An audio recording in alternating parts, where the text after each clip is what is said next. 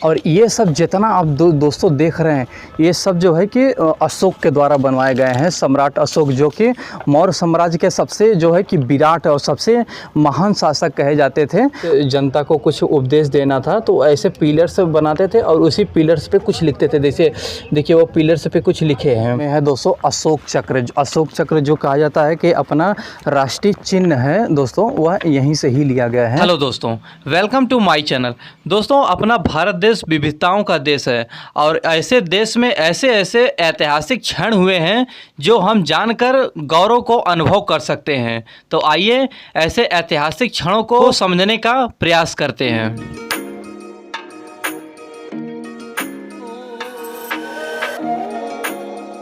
तो अब अंदर चलते हैं और अंदर आप लोगों को दिखाते हैं कैसा है रहता है।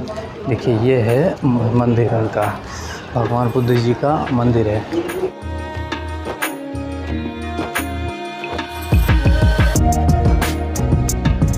दोस्तों ये जो पार्क है ये बहुत ही एकदम विस्तृत क्षेत्र में ये पूरा एकदम फैला हुआ है। तो अभी आइए अभी उधर बगल चलते हैं। इसमें जैसे कि इस वाले मंदिर में जाने के लिए, इसमें जाने के लिए आपको पैसे नहीं देने होते हैं, लेकिन उसमें शायद टिकट लगते हैं। तो उधर बगल है वो स्तूप है जहाँ पर ऐसा कहा जाता है कि उन्होंने खड़े होकर पहला अपना उपदेश दिए थे। तो आइए चलते हैं उधर। और आप लोग ये देख रहे हैं ये है बौद्ध स्तूप। दोस्तों बौद्ध स्तूप वो होता है जिसे कभी कभी बौद्ध लोगों का जैसे कि उसमें उनका बॉडी भी होता है और कभी कभी जैसे उनसे रिलेटेड कोई चीज़ होती है, जो जैसे कि कोई कमंडल हो गया, किसी का कुछ चीज़ हो गया, यानी कि बौद्ध धर्म से कोई रिलेटेड इसमें चीज़ रखी जाती है, वह स्तूप के नाम से जाना जाता है। तो आइए आप लोगों को हम थोड़ा नज़दीक से होकर दिखाते हैं। और ऐसे छोटे छोटे बनाए गए हैं। और यहाँ पर जैसे कि उधर बगल जो था, उधर बगल आपने जो उधर देखा तो उधर वहाँ से वो जैसे कि उपदेश दिए थे गौतम बुद्ध जी। फर्स्ट टाइम उन्होंने उपदेश दिया था। हालांकि उपदेश तो कई हज़ारों उन्होंने दिया थे जगह जगह जाके, लेकिन फ़र्स्ट टाइम उन्होंने वहाँ पर दिया था, यानी यहीं सारनाथ में ही दिया था। और उसके बाद यहाँ पर स्तूप बना दिए गए। देखिए ये जो जैसे ऐसे जैसे कि हिलाना पड़ता है, यानी कि कुछ पवित्र इसे माना जाता है। आई डोंट नो इसका क्या मतलब होता है दोस्तों, तो लेकिन हाँ ये आप बहुत बार देखे होंगे जैसे कि ऐसे हिलाना होता है, यानी कि इसे गोल गोल करना होता है। जैसे अभी देखिए ये लोग गोल गोल करके गए, इसी से पवित्र माना जाता है, इसे हिलाने से, इसका गोल गोल करने से। पूरा एकदम राउंड सर्कल में बना है, यानी कि ये जो बोधि वृक्ष इसे कहा जाता है, जो आप लोग देख रहे हैं ये बोधि वृक्ष। दोस्तों बोधि वृक्ष मतलब जैसे बरगद को पेड़ को दोस्तों बौद्ध धर्म में बहुत ही पवित्र माना गया है। क्योंकि दोस्तों बौद्ध धर्म में यानी कि गौतम बुद्ध जी को जो फर्स्ट ज्ञान उन्हें मिला था वो गया में मिला था, बोध गया जो कि बिहार में है। और वह बरगद के नीचे उन्हें ऐसा माना जाता है कि उनको ज्ञान प्राप्त हुआ था। इसलिए यहाँ पर बौद्ध धर्म में बरगद को बहुत ही पवित्र पेड़ माना जाता है। अशोक दोस्तों वह जो है कि वह बौद्ध धर्म के बहुत बड़े अनुयायी थे। तो उनसे संबंधित वो जैसे पिलर्स बनाते थे और पिलर्स पे जो है कि वह जैसे कोई उपदेश वगैरह कुछ होता था, जैसे जनता को कुछ उपदेश देना था तो ऐसे पिलर्स बनाते थे और उसी पिलर्स पे कुछ लिखते थे। जैसे देखिए वो पिलर्स पे कुछ लिखे हैं, वो देखिए। तो ऐसे हैं, तो ऐसे वो जो है कि रहता था। ये जितना सब कुछ बना है ये अशोक ने इसे बनाया। दोस्तों अशोक का जो टेन्योर था वो 200 जो है कि 72 से 232 के बीच में, BC के बीच में अशोक का टेन्योर था दोस्तों। और वही सब जो है कि वो बनाता था, मतलब किया है। ये देखिए ये जितने सारे स्तूप्स आप देखेंगे सब जो है अशोक के द्वारा बनवाए गए हैं। अशोक जो है कि पहले जो है कि मौर्य साम्राज्य से बिलोंग करता था, लेकिन वह जो है कि लास्ट में जब वो कलिंग युद्ध हुआ दोस्तों, कहते हैं 261 BC में जब वो कलिंग युद्ध हुआ तो उसको एकदम पूरा झकझोर दिया था अशोक को। तो फिर उसने लड़ाई झगड़ा छोड़कर उसने बौद्ध धर्म अपना लिया। और इसी बौद्ध धर्म के कारण वह जैसे कि ये सब चीज़ें उसी ने बौद्ध धर्म को सबसे ज़्यादा विस्तार, अगर कहा जाता है कि बौद्ध धर्म का सबसे ज़्यादा विस्तार किसी राजा ने किया है तो वो है सम्राट अशोक। तो जहाँ जहाँ कुछ है तो वहाँ ऐसे लिख दिए गए हैं ताकि जैसे कि जो टूरिस्ट हैं वो उन्हें समझने में ज़्यादा दिक्कत ना हो। ये जितने आप देख रहे हैं ये इसका कुछ ना कुछ मतलब है। ऐसे ये सब नहीं बने हैं कि ऐसे ईंटा ऐसे बना दिया गया, नहीं, कुछ इसका मतलब है। हर एक चीज़ का इसके बनाने कुछ मतलब है। और यहाँ के जो निवासी है इनका मानना है कि जैसे कि ये पहले जो है कि वो था, यानी कि मट्टी के दब गया था। इसको तो आर्कियोलॉजिकल जो सर्वे ऑफ इंडिया के द्वारा इसको खोजा गया और यहाँ पर ये सब जैसे कि फिर इसके बाद इसे जैसे के तैसे रखा गया, बस इसको साफ़ सफाई कर दिया गया इन सब चीज़ों को। अब सोचिए दोस्तों ये कितना पुराना है। अशोक का जो टेन्योर था, अशोक का टेन्योर दोस्तों कहा जाता है 273 से 232 के बीच में अशोक का टेन्योर था। अब आप सोचिए बीसी की मैं बात कर रहा हूँ, एडी की बात नहीं कर रहा हूँ, मैं बीसी की बात कर रहा हूँ, बिफोर क्राइस्ट। तब सोचिए दोस्तों कितना ये पुराना अपना ये सब है। ये बौद्ध धर्म जो ऐसा कहा जाता है दोस्तों, अभी मैं बौद्ध धर्म के बारे में थोड़ा सा ब्रीफ में हिस्ट्री आप लोगों को दूंगा। पहले थोड़ा सा आप लोगों को दिखा दूं ये सब क्या क्या चीज़ है। ये देखिए अब ये क्या है, ये है पंचायतन मंदिर है, पंचायतन मंदिर ये है।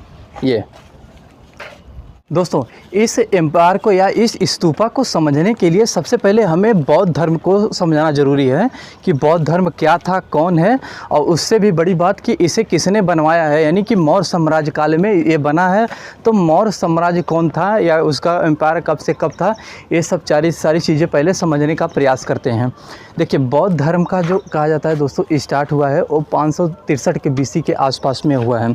और उसे स्टार्ट करने वाले यानी कि उसके कर्ता धर्ता गौतम बुद्ध जी माने जाते हैं, जिनका जन्म कपिलवस्तु नेपाल में लुम्बिनी में हुआ था, जो कि अभी के नेपाल में वो पड़ता है। फिर उसके बाद कहा जाता है कि उनका जैसे कि इस पे उनके पिता यानी शुद्धोधन के दोस्तों की वो जैसे बहुत ही उन पर ध्यान रखते थे, उनको यानी कि अपने साम्राज्य से बाहर जल्दी नहीं निकालते थे। एक बार ऐसा हुआ कि वो अपने सारथी के साथ वो बाहर निकल गए। अब बाहर निकलने के बाद वो 4 चीज़ें देखें, ऐसा कहा जाता है वो 4 चीज़ें देखने के बाद ही उनका धर्म यानी हृदय परिवर्तन हो गया।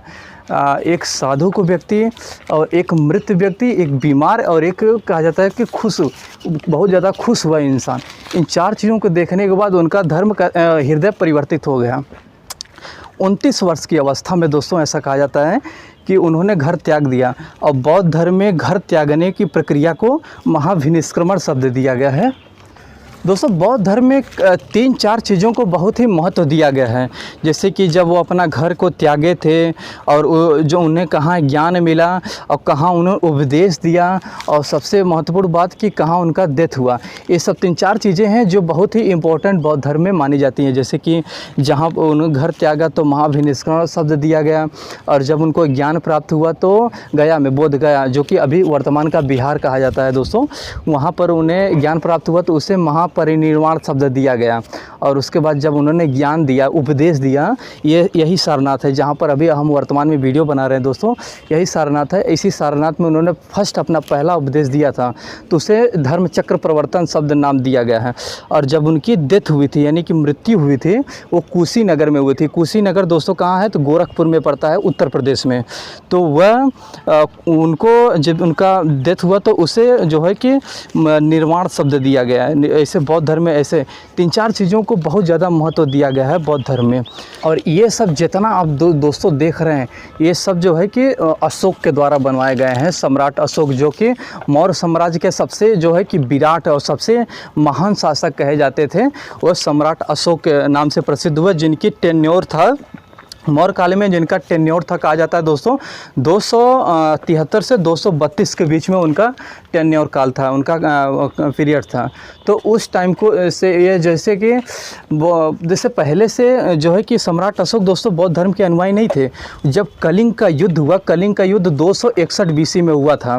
जब वो कहते हैं कि वह युद्ध हुआ तो उनका एकदम पूरा मन एकदम विचलित हो गया, यानी कि परिवर्तित हो गया पूरा।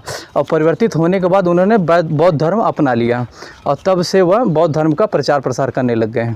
दोस्तों कहा जाता है कि सम्राट अशोक ना सिर्फ अपने यहाँ इंडिया में ही प्रचार प्रसार किए थे। तब के समय में दोस्तों सम्राट अशोक के समय में इंडिया इतना बड़ा नहीं था।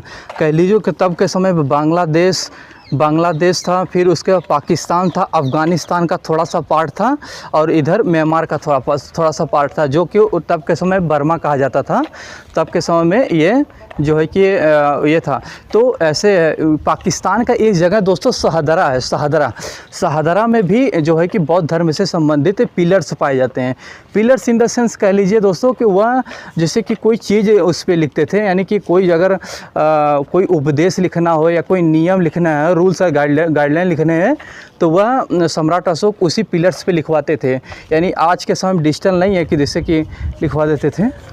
दोस्तों सम्राट अशोक कहा जाता है कि बौद्ध धर्म के सबसे ज़्यादा अगर प्रसार किसी के शासनकाल में हुआ है तो वो है सम्राट अशोक के शासनकाल में हुआ है।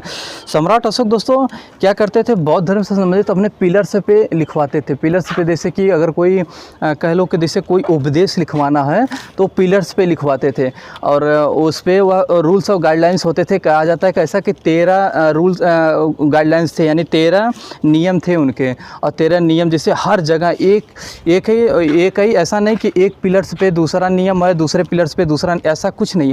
ये सेम एकदम सेम एक जितने भी पिलर्स थे सब पे जो है कि वह एक ही नियम रहते थे, 13 के 13 नियम होते थे। देखिए दोस्तों किस तरह से इससे हिस्टोरिकल चीज़ें, इस तरह का हिस्टोरिकल चीज़ें मुझे देखने का दोस्तों सच बताऊं तो मेरा इनर रहता है, इनर पैशन है मेरा ये सब चीज़ों को देखना।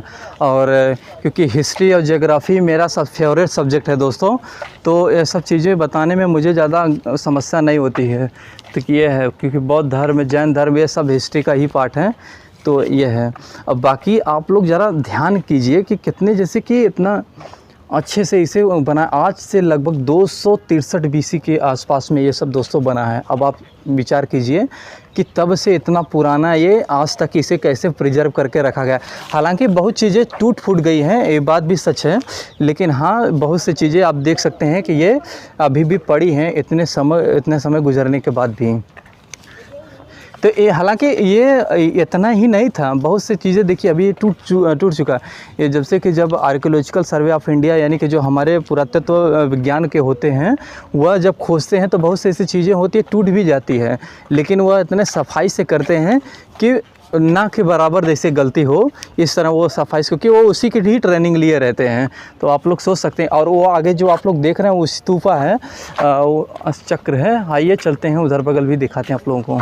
ये देखिए दोस्तों ये चौतारा ऐसे बनाए गए हैं। चौतारा बनाने का मतलब जैसे कि दोस्तों ऐसे सभा बुलाई जाती थी, जो बौद्ध धर्म से संबंधित गुरु थे वो सभा बुलाते थे, और सभा में जैसे कि सभा में दोस्तों उन लोगों को बुलाते थे, और जो कोई उपदेश होता था या अगला कोई निर्णय क्या लेना है क्या करना है वह यहाँ से ही डिसाइड होते थे।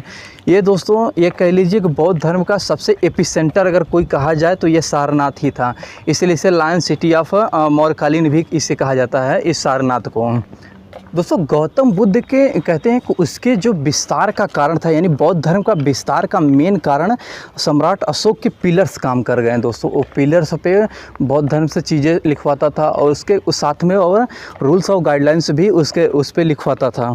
तो इस पर और सबसे ज़्यादा कहा जाता है कि विस्तार जो हुआ था वो अपने नॉर्थ ईस्ट एशिया में हुआ है। जैसे आप कह लो कि थाईलैंड, कम्बोडिया, वियतनाम और ऐसे बहुत से जो नॉर्थ ईस्ट एशिया में कंट्रीज आते हैं वह जो है कि बौद्ध धर्म को सबसे ज़्यादा उसके फॉलोअर्स हैं। में है दोस्तों अशोक चक्र। अशोक चक्र जो कहा जाता है कि अपना राष्ट्रीय चिन्ह है दोस्तों, वह यहीं से ही लिया गया है। तो आइए उसमें चलते हैं और उसमें आप लोगों को हम दिखाते हैं कि कैसे ये पूरा बना।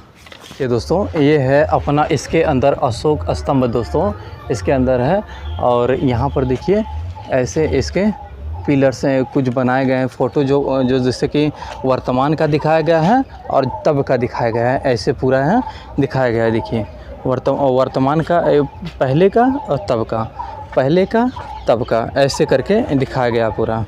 ये देखिए पहले है और ये आज का है। ये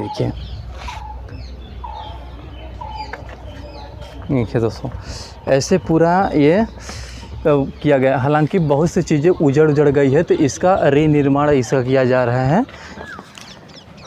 तो ये है दोस्तों पूरा अब जो है कि ये ब्रीफ हिस्ट्री आप लोगों को कैसी लगी है ज़रूर बताइए, और अच्छी लगी हो तो प्लीज़ लाइक और सब्सक्राइब ज़रूर कीजिएगा।